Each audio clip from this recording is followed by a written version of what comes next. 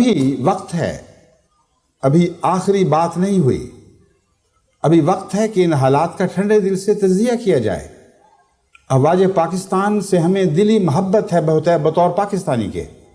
اور ہم جانتے ہیں کہ جوانان پاکستان واقعتاً ملک کے لیے ہر قربانی کے لیے تیار ہے، لیکن ان کے سربراہوں کو میں نصیحت کرتا ہوں کہ جو ظلم ماضی میں ہو چکے، جو بے وفائیاں تم سے سرزد ہوئیں مجبوراً طون یا کرہن، اب وقت ہے کہ ان کا ازالہ کرو، کیونکہ اب یہ بات عام سیاست کی حدود سے تجاوز کر چکی ہے۔ جب تک سیاستدان کو یہ معلوم نہ ہو کہ افواج پاکستان ان تمام خرابیوں کا ازالہ کرنے کا تہیہ کر چکی ہیں، اس وقت تک سیاستدان میں یہ جرأت ہی نہیں ہے کہ وہ کسی غلط فیصلے کو درست کر دے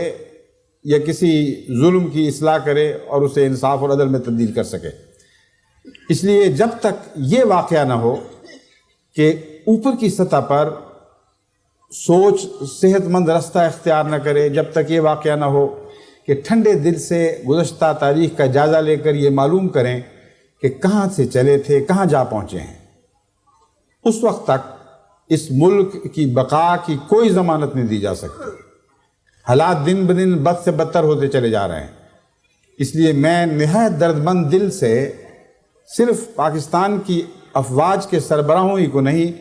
ملک کے تمام سیاستدانوں کو جو حکومت سے تعلق رکھتے ہوں یا اپوزیشن سے تعلق رکھتے ہوں، یہ عاجزانہ درخواست کرتا ہوں، کوئی کی خدمت میں یہ عاجزانہ اپیل کرتا ہوں، یہ عاجزانہ درخواست کرتا ہوں کہ خدا کے واسطے سر جوڑ کر بیٹھو، جو لغزشیں ہو گئیں ان کو ماضی میں دفن کرو، از سر نو پاکستان کی تعمیر نو کا کام شروع کرو۔ اور یہ ممکن نہیں ہے جب تک اول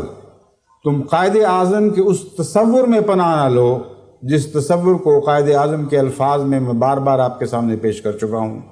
اور اس سے بڑھ کر قرآن کی اس نصیحت